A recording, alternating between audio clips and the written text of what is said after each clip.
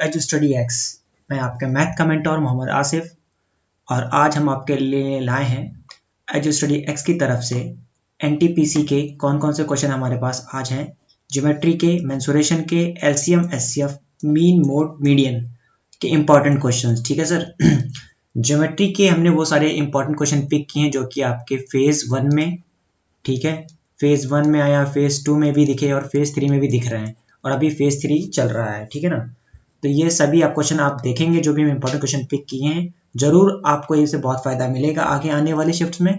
तो अभी मैं आपसे यही कहूँगा कि प्लीज़ पूरा सेशन देखिएगा और आपको इसमें बहुत सारी नई चीज़ें सीखने को मिलेंगी जो आपके आने वाले एग्जाम्स में आपकी बहुत मदद करेंगी, ना सिर्फ आरआरबी एनटीपीसी में बल्कि एसएससी में भी आपके बहुत फायदा करेंगी। ठीक है सर। तो अब टाइम को ना गंवाते हुए चलते हैं सीधे पहले क्वेश्चन पे।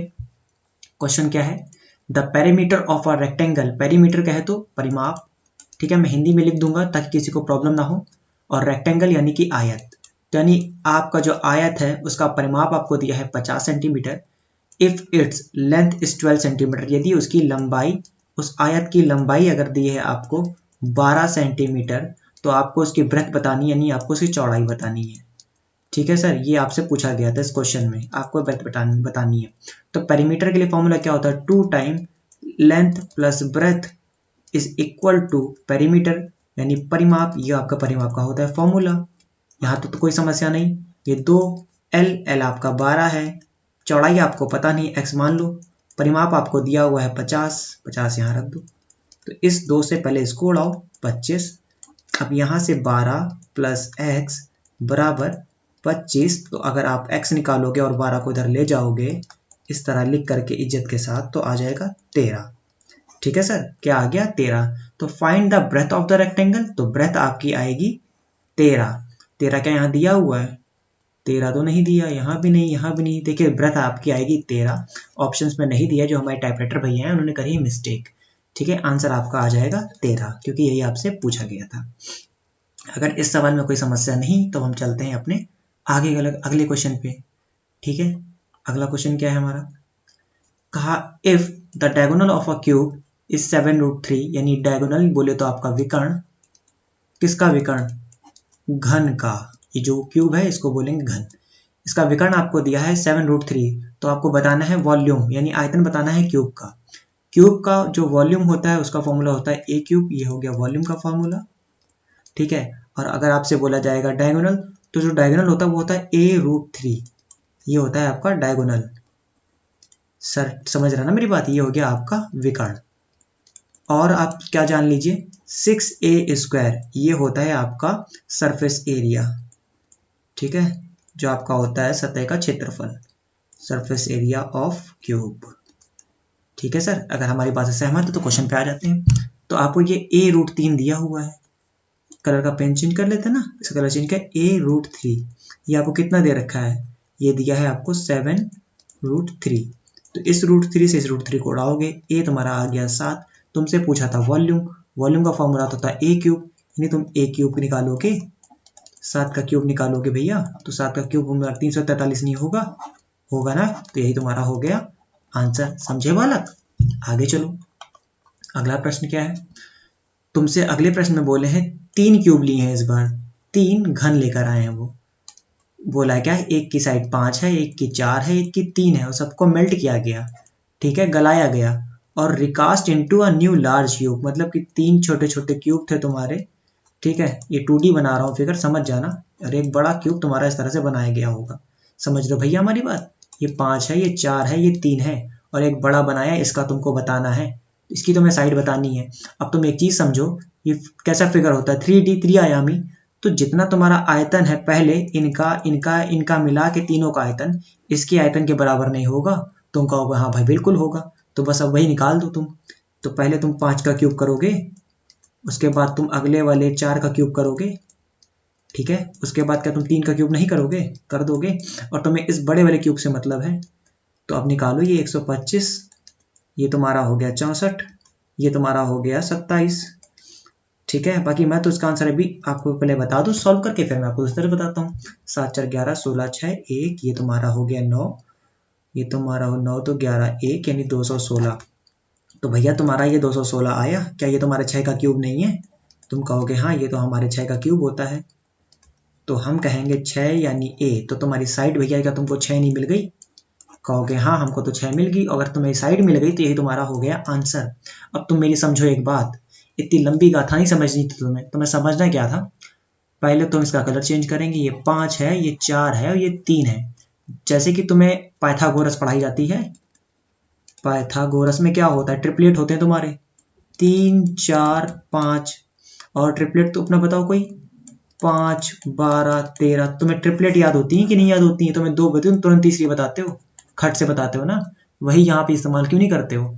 जब भी ये तुम्हारे 3D की बात करेगा तो एक बात याद रखना, तुम्हें 3 का कहाँ लिख दूं मैं, नीचे लिखता हूँ थोड़ा सा। 3 का क्यूब देगा, 4 का क्यूब देगा और तुम्हें 5 का क्यूब देगा, तो वो तुम्हारे 6 के क्यूब के इक्वल होता है। इस बात को तुम हमारी कर लो नोट, ठीक है? इसको रट डालो इसको, तुम्हारे बहुत काम आएगी ये। सिर्फ यही नहीं, एसएससी में भी काम आएगी।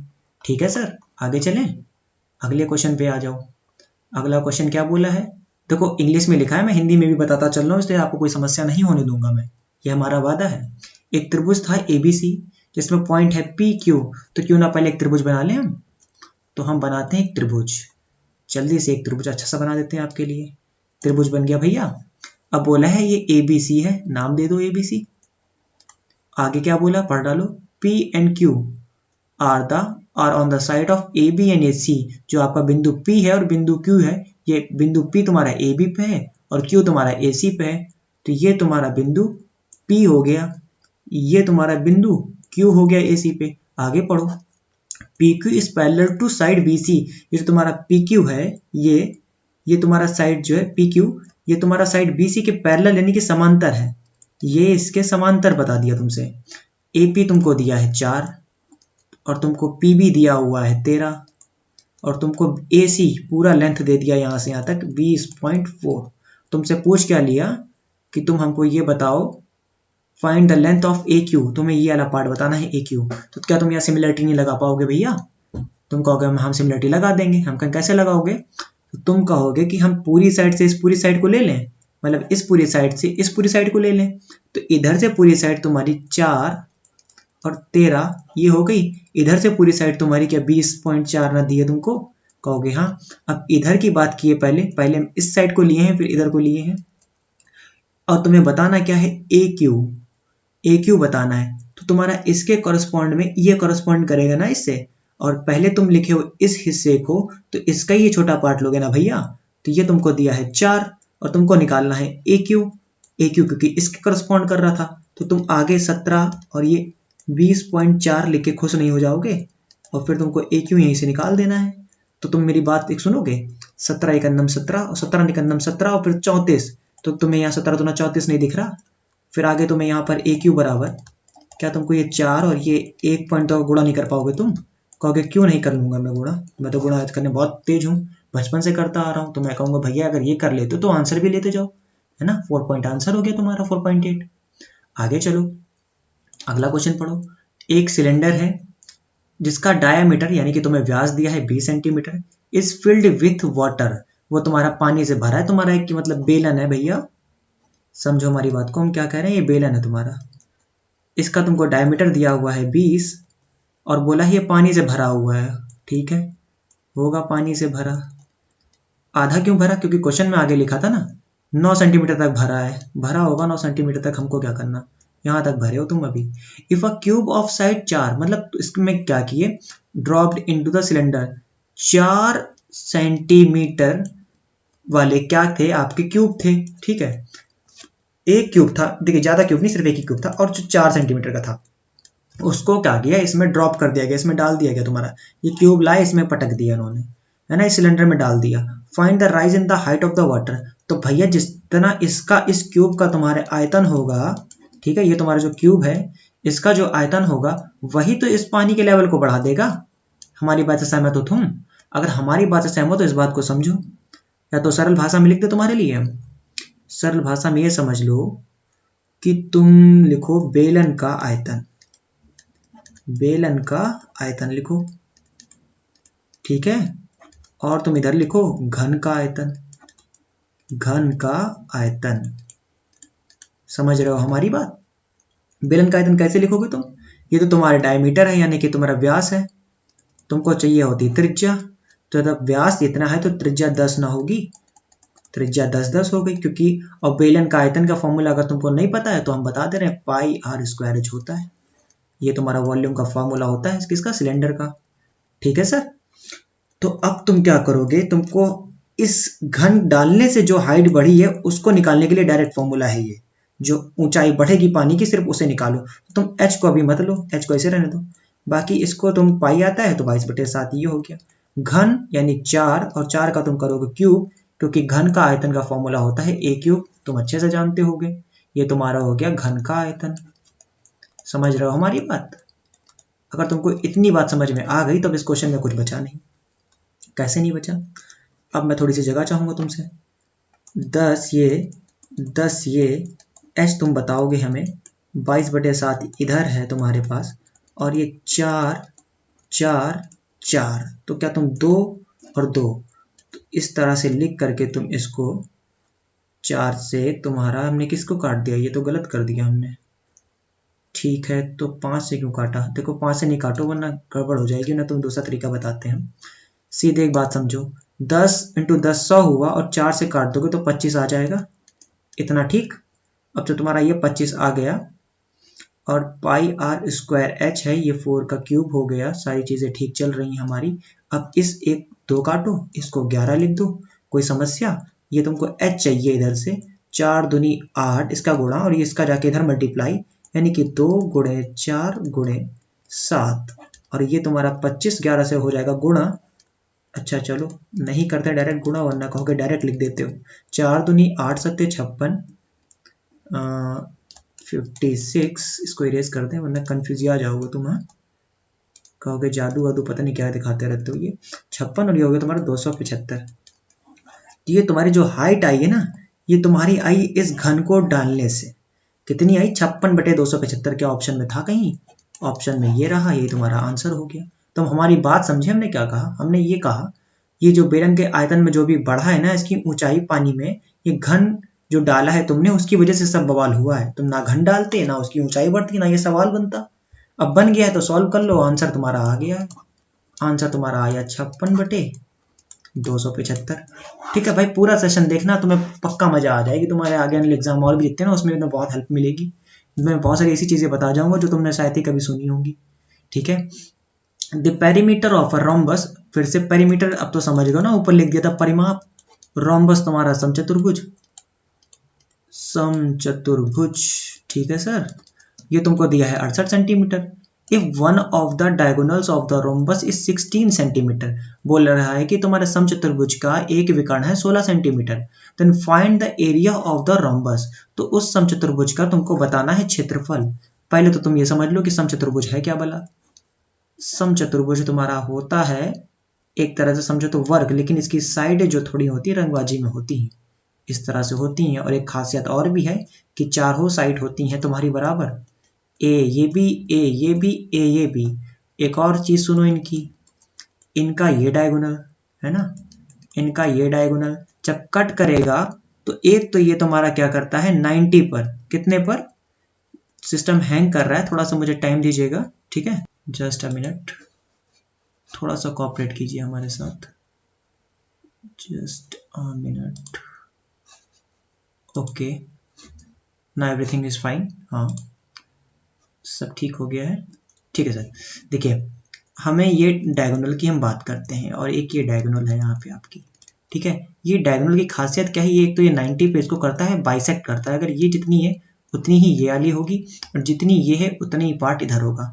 अगर तुमको ये बात समझ में आ गई है, अगर ये 90 है तो तुम लगाओगे पाइथागोरस, और पूरा तुमको 64 दिया है तो तुम 68 दिया है, 68/4 करोगे एक साइड निकालने के लिए, तो साइड तुम्हारी 17 नहीं आ जाएगी, यानी ए बराबर तुम्हारा 17 आ गया। तुमको रोम्बस का एक डायगोनल हमने माना, ये वाला डायगोनल हमको दिया है 16, और हमने कहा बाइसेक्ट करता है, समद्विभाजित करता है, तो ये 8 नहीं हो जाएगी। और ये 90 है तो तुमको एक ट्रिपलेट तो बहुत अच्छे से पता है, 8 15 और 17 पे, तो 8 15 17 पे तुम्हारी ये तुम्हारी क्या 15 नहीं आ जाएगी? कहोगे हाँ ये 15 आ गई। और तुम्हें बताना था एरिया, अगर ये 15 तो ये भी 15, ये 8 तो क्योंकि 16 दिया था, और तुम्हारे समचतुर्भुज यानी रोम्बस का एरिया जो होता है भैया वो क्या होता है 1/2 d1 इंटू d2 यानी डायगोनल जो एक पहली डायगोनल तुमको जो दी है वो समझ लो 16 और दूसरी तुम्हें निकाली 15 15 30 करके वो हो गई। इसको तुम कर दो 8 से 8 बार में और ये तुम्हारा हो गया 8 त्रिक 24 तो तुम्हारा उत्तर आ गया 240। ठीक है, अगर तुमको ये समझ में आ गया तो आगे चलते हैं। आगे क्या है अगला क्वेश्चन हमारे पास, मैं चेंज कर लूं कलर जरा।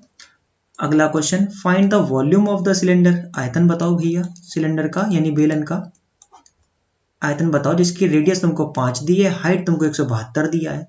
तो तुम क्या आयतन का फॉर्मूला नहीं जानते हो बेलन का? बेलन का आयतन क्या होता है? तुम कहोगे ये होता है पाई आर स्क्वायर एच। तो ठीक है, पाई को पाई रहने दो, आर तुमको दिया है 5, एच तुमको दिया 172, तो 5 का तुम करोगे स्क्वायर और h को 172 तुम यहीं से लिख दो अभी। तो अब तुम इसको 22/7 लिखो पाई की वैल्यू, इसको 25 लिखो और इसको तुम 172 लिखो। ठीक है, और चाहो तो डेसिमल में चाहो तो पाई की वैल्यू 3.14 होती है, उसको यूज कर लो।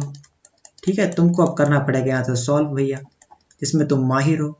25 चौको 100, ठीक है, 25 से करना 25 10 35, 35 यानी 5, इधर 3, 35 3 75, 75 और 3 78, 2 के बाद डेसिमल यानी तुम्हारा क्या आ गया, आगे लिख देते हैं 78.50 गुणे 172। अब जो भी गुणा भाग हो तुम कर लेना। ठीक है सर, इतना तुम कर ले जाओगे मेरे हिसाब से। जब तुम ये कर लोगे तो तुमको तुम्हारे उत्तर की हो जाएगी प्राप्ति। ठीक है सर, टाइम नहीं वेस्ट करता, मैं कॉन्सेप्ट बता देता हूँ, बाकी गुणा भाग आप खुद से करते रहिएगा। जहाँ पे कुछ ट्रिकी होगा मैं खुद बता दूंगा ताकि आपके लिए वो चीज काम आपके आ जाए आगे। अगला प्रश्न, एक त्रिभुज है पी क्यू आर, जिसमें साइड क्यू आर को एक्सटेंडेड यानी बढ़ाया गया। तो सबसे पहले तुम बना लो एक त्रिभुज, ये तुम्हारा हो गया त्रिभुज। ठीक है, नाम दे दो इसको पी क्यू और आर नाम दे दिया तुमने। बोला क्यू आर को बढ़ाया गया, तो ये क्यू आर है, इसको बढ़ा दो, बढ़ा दिया क्यू आर को। क्यू आर एस तक बढ़ाओ, एस तक बढ़ा दिया। सच दैट आर एस यानी ये तुम्हारी R S is equal to P R, ये आर एस तुम्हारी पी आर के बराबर है। अब आर एस पी आर के बराबर है, वो एक मिनट, ये बहुत खराब ड्रॉ हो गया मेरे से। आर एस पी आर के बराबर है और साथ में तो इसको पहले जोड़ लो मेरे हिसाब से, इसको जोड़ लो सबसे पहला काम तो तुम ये करो। जब तुमने ये कर लिया तो तुम्हें क्यूपीएस एंगल क्यूपीएस दिया 110, क्यू ये, पी ये और एस के यानी ये तुमको पूरा 110 डिग्री दे दिया। पी आर क्यू तुम्हें 70 दिया है, पी आर और क्यू यानी पी ये है, आर ये तुमको 70 दे दिया है। अच्छा, ये साइड बराबर है, ये साइड बराबर है, तो ये उसका एक्सटीरियर एंगल हुआ। अब जो एक्सटीरियर एंगल होता है तुम्हारे दो इंटरनल एंगल का यानी दो अंतः जो वृत्त ये जो कोण है इनका सम होता है। और तुम एक चीज देख रहे हो कि ये भी साइड बराबर, ये भी साइड बराबर, तो इनके सामने के एंगल नहीं बराबर होंगे। अगर ये एक्स एक्स है तो 2x बराबर तुम्हारा क्या 70 नहीं हो जाएगा? अगर 2x 70 है भैया तो क्या तुम्हारा x 35 नहीं होगा? अब तुम्हें ये 35 मिल गया है, ये पूरा 110 दिया था, तो ये बचा हुआ तुम्हारा, कलर बदलो इसका, ये बचा हुआ तुम्हारा 110 में से जब 35 जाएगा तो 75 नहीं आ जाएगा। और जब ये 75 आ गया, ये 70 आ गया, 7 7 14 यानी 145 हो गया, तो बचा हुआ तुम्हारा ये 35 नहीं हो जाएगा अब।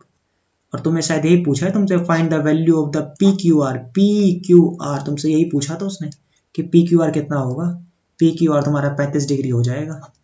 जब ये हो गया तो आगे चलते हैं। समझने वाली बात ये थी कि जो तुम्हारी साइड बराबर है उनके सामने के एंगल बराबर हो जाएंगे, और दो जो तुम्हारे बाहर की अंदर की त्रिभुज के कोण है, ये तुम्हारा बाह्य कोण जो बना इससे ये इसके सम के बराबर हो जाएगा, इंटरनल वालों के सम के।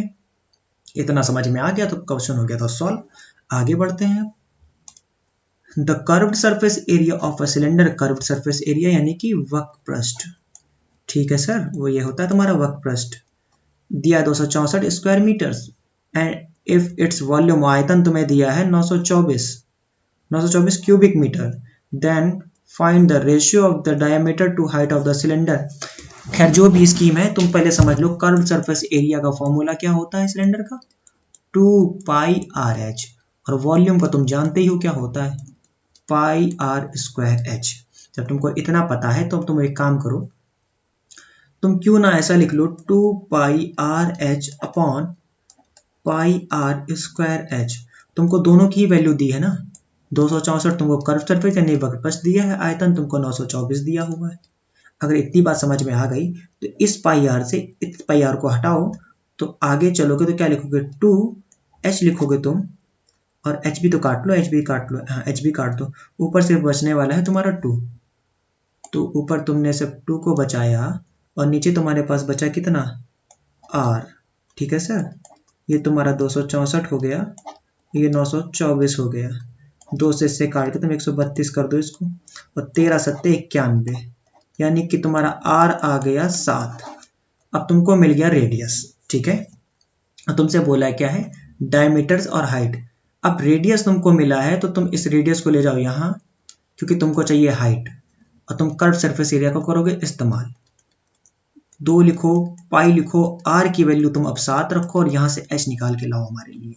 तो 264 लिख दिया, 2 लिख दिया, पाई के लिए 22/7 लिख दो, एक ये 7 ये लिख दो, इस 7 से इस 7 को उड़ा दो इससे, और तुम इससे 132 लिख दो, फिर इससे तुम इसको 6 लिख दो। तो क्या तुम्हारा एच 6 नहीं आ गया? अब तुमने एच भी निकाल लिया और तुमने क्या निकाल लिया, डायमीटर भी निकाल लिया। ठीक है ना सर, डायमीटर भी आ गया तुम्हारा। एक बार इसको चेक कर लें एक बार, 132 तुम्हारा ये 6 7 7, हाँ ठीक है, ये तो नहीं आया, रेडियस तुम्हारी इतनी आई। अब तुमसे पूछा गया था डायमीटर, डायमीटर से हाइट का रेशियो, हाइट डायमीटर तो तुम्हारा आ जाएगा भैया 14 आएगा डायमीटर।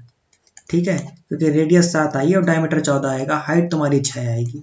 ठीक है, अब यहाँ ऑप्शन तो बड़े अजीब दिए हैं, तो हमने सही सॉल्व किया है, हमने गलती नहीं करी। गलती अगर हुई है तो इनको क्या करना, ये यहाँ पे तुम्हारा डायमीटर नहीं, यहाँ पे रेडियस होगा, कि तुम रेडियस और हाइट का रेशियो बताओ। ठीक है ना, तो फिर तब तुम्हारा 7/7 अच्छा नहीं सही आया है, क्योंकि हमने सही लिखा है। रुकिए, इन्होंने सही पूछा है, कोई दिक्कत नहीं है, बात सुनिए मेरी। आगे सिंप्लीफाई कर दिया इन्होंने, बस मुझे लगा कि 7/6 ही लिख रखा है खाली, 7 ये 3 ये 7/3, 7/3 तुम्हारा ये दिया। तुम्हारा देखो हाइट रेडियस 7 था तो डायमीटर तुम्हारा 14 आया, जो डायमीटर 14 है और हाइट तुम्हारी 6 है, इसको जब सिंप्लीफाई करोगे तो तुम्हें 7/3 मिल जाएगा। ठीक है सर, यही तुम्हारा उत्तर हो जाएगा। आगे चलो, तो अगला क्वेश्चन क्या दिया है तुमको, इक्विलेटरल ट्राइंगल दिया है, तो एक तुम ट्राइंगल ड्रॉ कर लो। ट्राइंगल तुम्हें बहुत अच्छे से बनाना आता है, ये तुमने बना लिया ट्राइंगल। ठीक है, आगे चलो, ए बी सी है, the perimeter of the equilateral triangle 24, कि तुम्हारा समभुज है या सम त्रिभुज है, जो भी बोल लो, इक्विलेटरल ट्राइंगल बोलने की आदत है खैर मुझे। ये ए है, ये बी है, ये सी है। जब समबाहु त्रिभुज है तो सारी भुजाएं आपस में बराबर होंगी, इसमें कोई शक नहीं। पेरीमीटर यानी परिमाप, परिमाप तुमको दिया है 24, यानी कि तीनों साइड इक्वल, तो परिमाप तुम्हारा 3 है। परिमाप होता क्या भला है, परिमाप ये चीज है तुम्हारी, ये होता है परिमाप। ये जो आउटर सरफेस देख रहे हो तुम, इसकी लाइन है 3 है, क्योंकि हर साइड तो तुम्हारी ए लेट मान लो, 3 है तुम्हारी, तो 24 दी है तुमको, तो ए तुमको मिलेगा 8।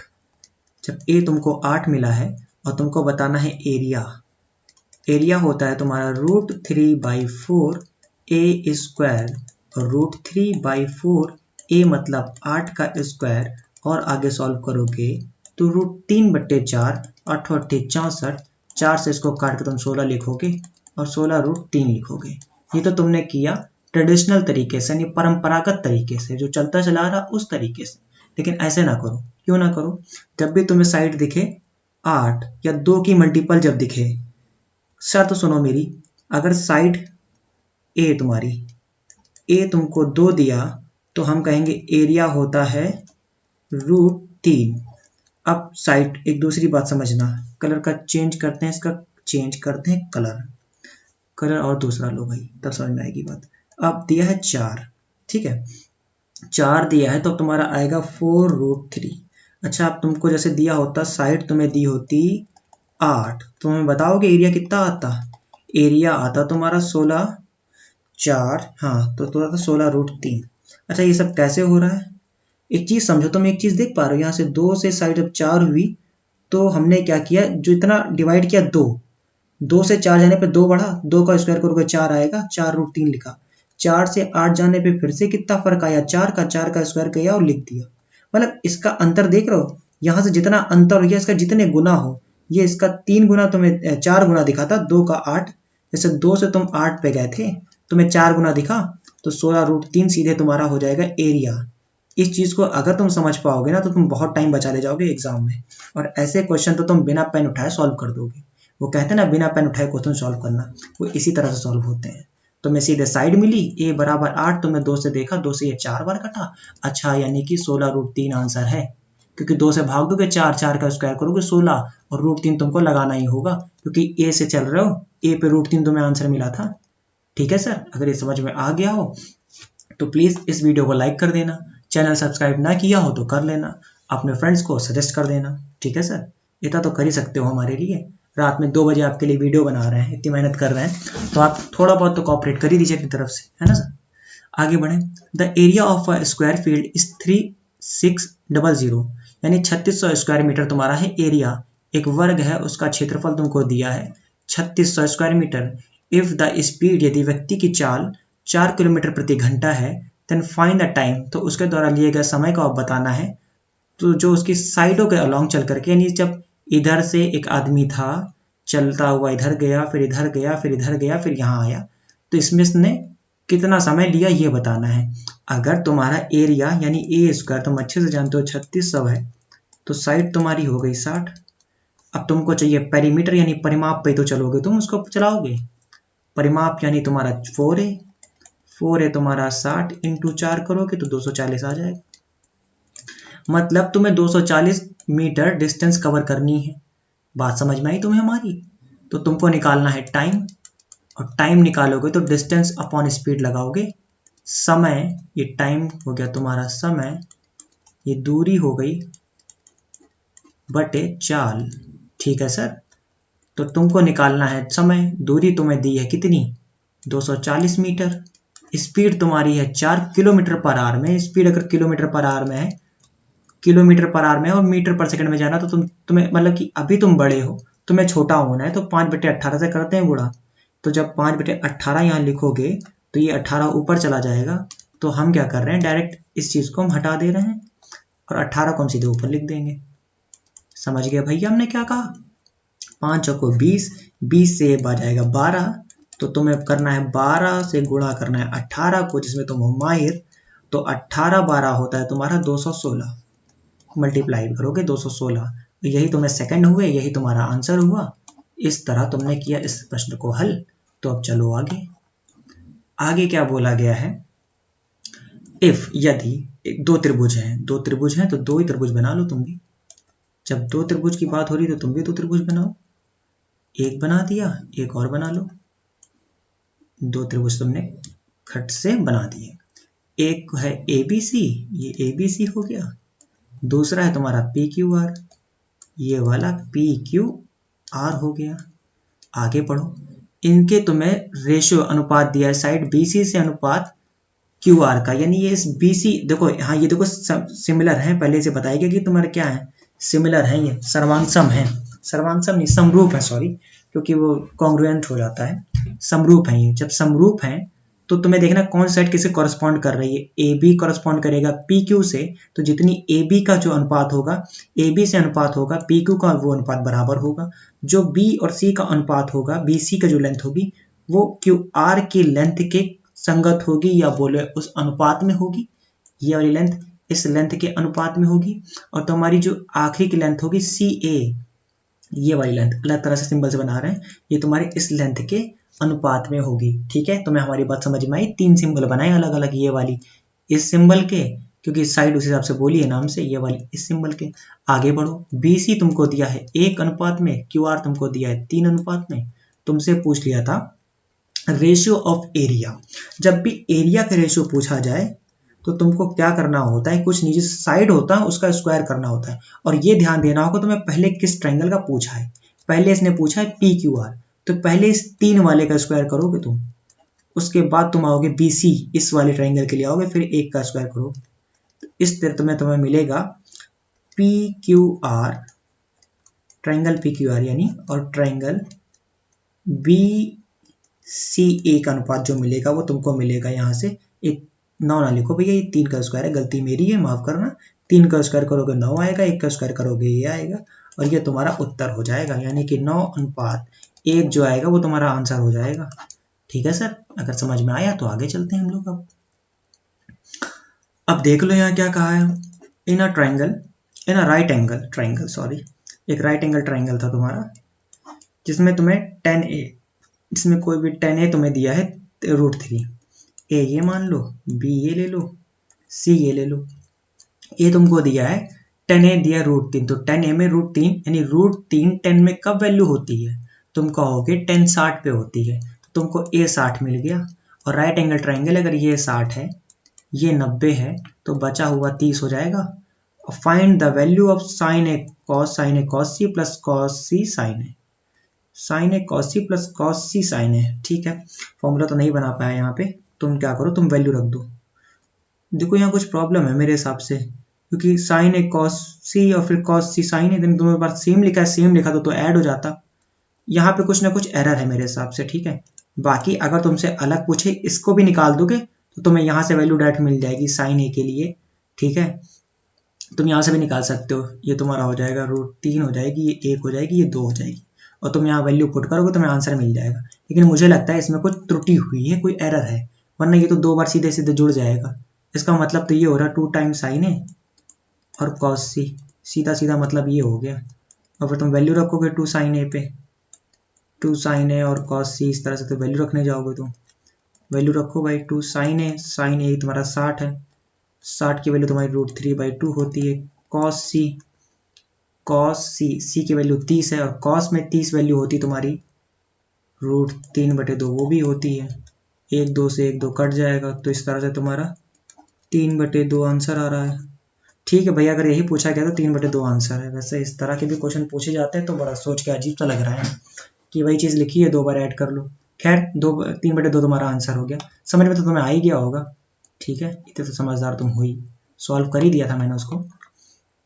एरर मैंने बेसिकली इस बेसिस पे बोला था कि ये 2 बार ऐड हो जा रहा था, तो फिर ये बार लिखने की जरूरत ही क्या थी जब 2 बार ऐड करना था हमें। इस वजह से लगा मुझे कि मैंने सोचा शायद फॉर्मेशन बन जाएगी sign A cos B plus cos A sine B. खैर ये बात आ गई तो फॉर्मूला लिख दे रहा हूँ, काम ही आएगा तुम्हारे। साइन ए प्लस बी, अब तुम्हें पता चलेगा मैं ऐसा क्यों बोल रहा था, क्योंकि फॉर्मूला होता है sign A cos B plus cos A sine B. मैं सोच रहा था कुछ इस तरह का दिया होगा, इसलिए वो चीज़ मैंने वहाँ पे एरर के लिए बोली थी। हालांकि एरर नहीं है, आंसर भी आ गया है, तुमने वैल्यू रखी है, तुम्हें आंसर मिला है। आगे चलो, फिर से वही क्वेश्चन, इस बार तुम लगाओगे ट्रिक से, जो मैंने तरीका तुम्हें बताया था। फाइंड द एरिया, यानी तुम क्षेत्रफल बताओगे और परिमाप बताओगे। अगर एक इक्विलेटरल एंगल है जिसकी साइड की लेंथ ए तुमको इस बार 4 दी है, अब तुमको जब 4 दी है तुमको साइड, तो तुम हमें एरिया बताओगे। एरिया के लिए तुमसे क्या कहा था, 2 से भाग देना, 2 से भाग दोगे तो आएगा 2, 2 का स्क्वायर करोगे 4, 4√3।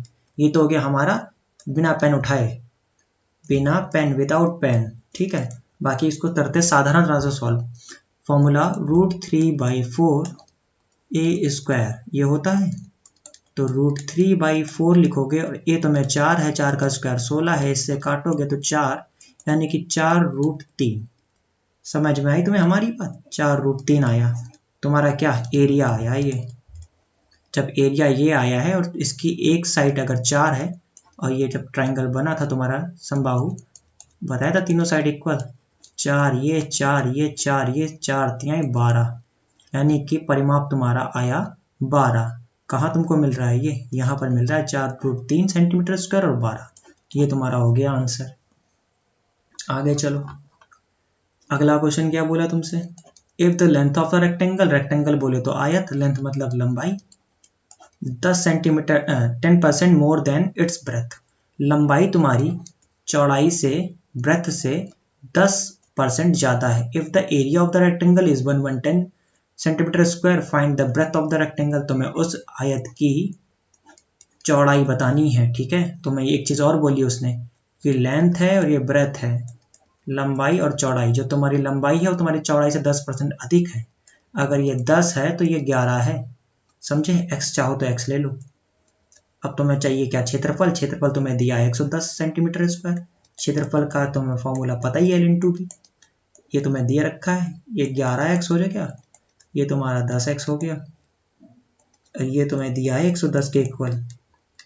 तो अब तुम लिखोगे 110, आगे जगह दो मुझे, 110 स्क्वायर बराबर 110, 110 से 110 गया, एक्स स्क्वायर बराबर a, यानी x बराबर 1, यानी जो तुम्हें ओरिजिनल साइड थी वो भी क्या है, लेंथ तुम्हारी 11 है, ब्रेथ तुम्हारी 10 है, और तुमसे पूछा क्या उसने, फाइंड द ब्रेथ, ब्रेथ तुम्हारी आ गई 10 रहा, ये हुआ तुम्हारा उत्तर, क्योंकि भैया ये चीज़ है लेंथ तुम्हारी और ये चीज़ है ब्रेथ, यानी ये लंबाई है और ये तुम्हारी चौड़ाई है। समझ में आया? तो चलते हो आगे। अब हम अगला देखिए प्रश्न क्या है, फाइंड द सेमी डायमीटर। देखो एक तो होता है डायमीटर, डायमीटर होता तो बोलते हैं व्यास, सेमी डायमीटर बोले तो अर्धव्यास, और अर्धव्यास मतलब कि तुम्हारी त्रिज्या, अर्धव्यास मतलब की त्रिज्या। ठीक है, समझ में आई तो हमारी बात। Find the semi diameter of the circle, तुम्हें उस वृत्त का त्रिज्या बतानी है जिसका area is equal to the sum of the area of 3 circle, यानी 3 त्रिभुज 3 वृत्त हैं, उन सभी का क्षेत्रफल का जो सम होगा, योग होगा, वो तुम्हारे एक और वृत्त होगा उसके जो क्षेत्रफल होगा उसके बराबर होगा। कहने का मतलब ये है कि तुम्हारे ये 3 छोटे छोटे वृत्त हैं, एक तुम्हारा बड़ा वृत्त है। ठीक है, तो ये जो 3 वृत्त हैं ये इन्होंने मिल करके जो एरिया इन्होंने लिया है वही एरिया इसके बराबर है, बड़े वाले वृत्त की, और तुम्हें इनके अर्ध यानी सेमी डायमीटर यानी कि त्रिज्या तुम्हें दी हुई है, और तुम जानते हो इसकी तुम मान लो r, इसकी तुम्हें दी है 12 सेंटीमीटर, इसकी 8 सेंटीमीटर, इसकी 9 सेंटीमीटर। तो तुम अब क्या ये लगाओ पाई r स्क्वायर बराबर पाई एक बार 12 का स्क्वायर, ठीक है, फिर से पाई एक बार 8 का स्क्वायर, फिर से पाई इस बार 9 का स्क्वायर लगाओ। तो तुम अब पाई कॉमन लेके इस पाई के साथ इन सबको उड़ा दोगे, बिल्कुल। तो r स्क्वायर जब तुम निकालोगे तो तुम यहाँ 112 का स्क्वायर 144 लिख लो, 8 का स्क्वायर 64 लिख लो, 9 का स्क्वायर 81 लिख लो। अब इसको जोड़ डालो यूनिट डिजिट पे, यूनिट डिजिट देखो 4 1 5 5 4 9, खत्म काम। अब यहाँ पे आपकी जो आपकी 10th डिजिट है 8 6 14 14 4 18, 18 की 8, एक आपके पास कैरी, एक और एक ही 2, 279। तो सीधे हमें पता चल गया ये तो स्क्वायर होता है 17 का। तो तुमको r जो मिली है बड़े वाले वृत्त की वो है 17, और यही तुम्हारा हो गया आंसर। यानी इसका अर्धव्यास तुम्हें कितना मिला 17, तुमसे अर्धव्यास ही पूछा गया था इसका। अगर तुम्हें समझ में आ गया तो अब चलें आगे। अगला प्रश्न देखो तो, if one side of a smaller square is 1/10 metre, then how many such small squares can be fit in a square of 4 metre side. एक बड़ा स्क्वायर है जिसकी साइड तुमको दे रखी है 4, ठीक है, और बोला है एक छोटा स्क्वायर होगा। If one side of a smaller square, एक छोटे छोटे स्क्वायर होंगे जिसकी साइड है 1/10 मीटर, ठीक है, उसको तुम्हें इस बड़े वाले में फिट करना है। तो ऐसे कितने स्क्वायर आएंगे जो तो इसमें फिट हो जाएंगे, पूछना वो ये चाहता है तुमसे। समझ में आई तुम्हें हमारी बात? तो तुम क्या करो, तुम इस बड़े वाले का निकालो एरिया, 4 स्क्वायर, 4 का स्क्वायर, छोटे वाले की साइड, छोटे वाले की साइड कितनी है 1/10 सेंटीमीटर, 1/10, ये देखो 1/10 मीटर ये है तुम्हारी। और अगर एरिया निकालोगे छोटे वाले स्क्वायर का तो 1/100 मीटर आ जाएगा। तो छोटे वाले, ये तो हो गया बड़े वाले का एरिया, और ये छोटे वाले का एरिया। तो तुम्हें पता चल जाएगा कितने स्क्वायर हमने यूज किए हैं, कितने छोटे स्क्वायर यूज किए तब हम इस बड़े वाले को भर पाए हैं। इसका एरिया तुम्हें हमने निकाल के दिखा दिया 1/100। अब ऊपर तुम 16 लिखोगे, यहाँ 1/100 लिखोगे, इसको तुम अब ऊपर ले जाओगे तो 16 के साथ गुणा करा दोगे 100 का, तो तुम्हारे कितने बन जाएंगे 1600। मतलब तुम्हें 1/10 मीटर स्क्वायर वाले या 1/10 मीटर वाले जो साइड होगी उनकी 1600 संख्या लेनी पड़ेगी, तब तुम जाके 4 मीटर स्क्वायर वाले जो तुम्हारा वर्ग होगा इसको भर पाओगे। समझ में आई तुम्हें हमारी बात? अगर समझ में आई तो अब चलो आगे इस क्वेश्चन पे आ जाओ। देखो इसके लिए मैं पेन नहीं उठाऊंगा क्योंकि मुझे ये चीज पसंद नहीं आएगी बिल्कुल भी। एक त्रिभुज है तुम्हारा, ये त्रिभुज का सिंबल है भाई साहब, थोड़ा त्रिभुज ABC, ratio of angle A, angle B, angle C 2:3:5। तो तुम इतना तो जानते हो कि 2, 3, 5 ये तुम्हारा जो सम बनाएगा 180 बनाएगा। x x x सभी में इंक्लूड है, कोई दिक्कत वाली बात नहीं। 3 2 5 5 5 10 x लिख लो, ये तुम 180 के बराबर लिखोगे तो तुम यहाँ से x बराबर 18 नहीं जान पाओगे। अब तुम्हें x 18 मिला है, तुम एंगल A भी बताओगे, B भी बताओगे, C भी बताओगे, एंगल के निशान लगा लो भैया।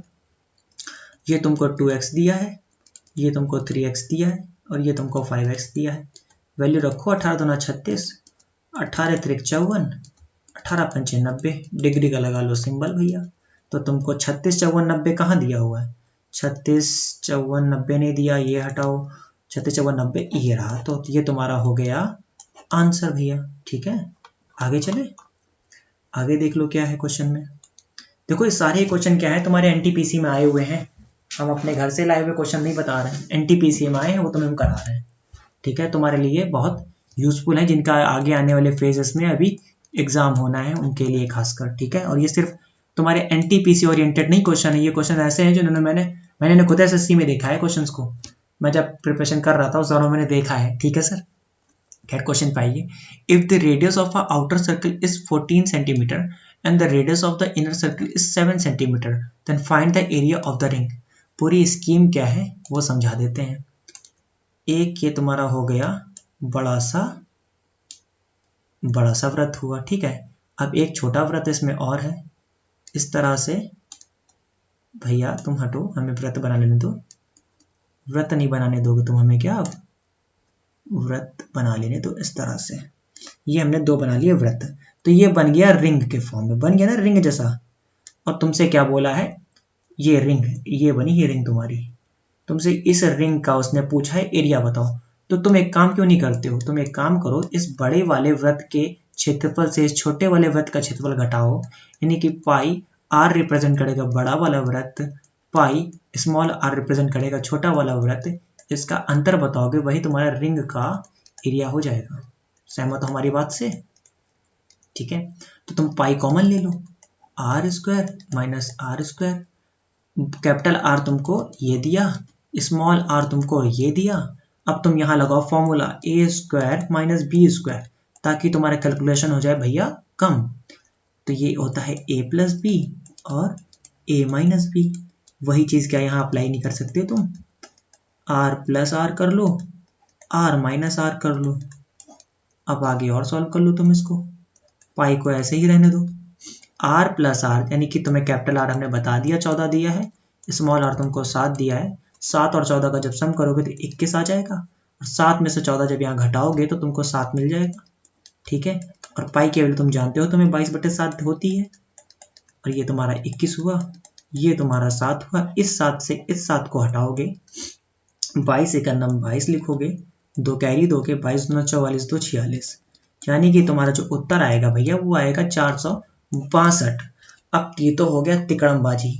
ठीक है, अब तुम्हें हम एक चीज़ बताएंगे जिसमें तुम्हें ये सब ड्रामा करने की जरूरत नहीं पड़ेगी। तुम्हें अगर अंडरस्टैंडिंग तुम में होगी तो तुम इस क्वेश्चन को बिना पेन के करोगे। कैसे करोगे, अब तुम मेरी बात समझो। कलर बदल देता हूं मैं पहले। जब तुम्हें ये पता चला कि तुम्हें इस फॉर्मूले का करना है यूज, यानी कि पाई r² माइनस r² का करना है तुम्हें इस्तेमाल, तो तुमको क्या ये दिख रहा है यहाँ पर, ये पाई, और पाई अपने साथ क्या रखता है 22/7, यही तो रखता है। और 22 में इन्वॉल्व होता है 11। 11 का डिविजिबिलिटी तुम अच्छे से जानते हो कि अल्टरनेट नंबर का सम करना होता है तुमको।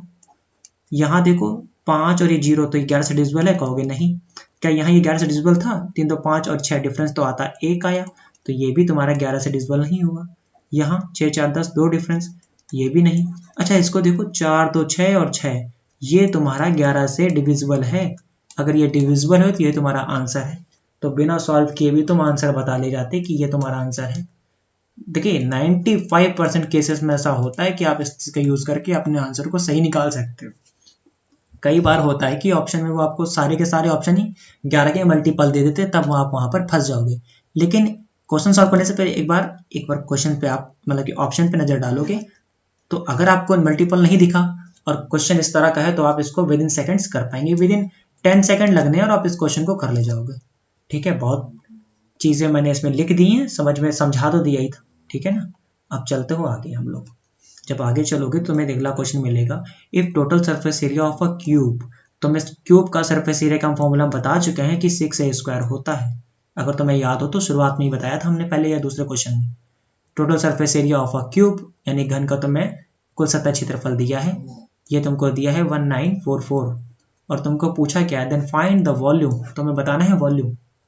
6 से इसको काटो, 6 त्रिक 18, 18 जब आएगा तो 6 दूनी 24, 6 दूनी 12 और 6 चौको 24, यानी a² बराबर तुम्हें आ गया 324। जब ये 324 है तो हमको तो दिख रहा है ये स्क्वायर, किसका स्क्वायर है, ये तुम्हारे 18 का स्क्वायर होता है। 18 का स्क्वायर अगर आ गया तो अब तुम लगा सकते हो डिजिट सम। पहले तुम डिजिट सम लगा के देखना चाहते हैं। 18 यानी 9 इन्वॉल्व है। 9 की डिविजिबिलिटी क्या बोलती है कि सम जो हो ना वो 9 हो या फिर 9 का कोई डिविजिबल हो। तो चेक करो, 6 3 9 9, लेकिन 6 एक्स्ट्रा, तो ये 9 का मल्टीपल नहीं, तो ये आंसर नहीं है हमारे हिसाब से। 58 32 देखो, 3 5 8 8 10 18, ये हो सकता है।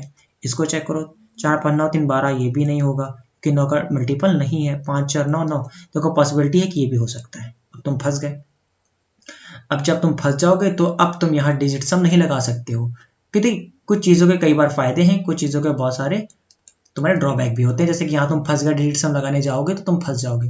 तो अब तुम इतना तो जानते ही हो ना कि तुम्हें 18 का क्यूब किसको नहीं याद होता। 18 का क्यूब हर किसी को याद होता है जो एग्जाम की तैयारी कर रहा है, 58 32 होता है। ठीक है, मतलब मैं आपको एक अप्रोच बता रहा था कि आप ऐसा कर सकते थे, लेकिन आपने देखा यहाँ फंस गए 9 और 9 18, तो यहाँ आप अप्लाई नहीं कर सकते। तो आंसर तो आपका हो गया ये वाला, ठीक है ना सर। तो इस तरह हमने 20 क्वेश्चन कंप्लीट कर दिए हैं। आगे हमारे पास और भी क्वेश्चंस हैं, उनको मैं बाद में आपका अगला पार्ट बनाऊंगा, उसमें डिस्कस करूंगा। अभी टाइम काफ़ी हो गया है, रात का 3 बज रहा है, ठीक है सर। तो अब मैं चाहूँगा कि आपको मैं इसको आगे कंटिन्यू करूं। बाकी आप इतने क्वेश्चन को लगाइएगा, और अगर इसमें कोई प्रॉब्लम हो तो हमें बताइएगा, हमारी टीम की तरफ से आपकी जरूर हेल्प करी जाएगी। Okay, thank you, session is dismissed. और प्लीज़ एक बार और मैं बोल दे रहा हूँ, अगर आपको हमारे वीडियोज़ अच्छे लग रहे हो तो प्लीज़ रिस्पॉन्स कीजिए, इसमें जो इम्प्रूव करना है वो बता दीजिए। बाकी हमारा टेलीग्राम चैनल है, वहाँ जाके आप उससे ज्वाइन कर लीजिए। आपको वहाँ पे PDF मिलती रहती हैं, ये क्लास नोट्स भी वहाँ पर रहते हैं सॉल्यूशन के फॉर्म में, ठीक है sir. Okay, thank you, have a nice. अब तो डे भी नहीं बोल सकता, अब डे क्या बोलूँ, रात इतनी हो चुकी है। ठीक है सर, गुड नाइट।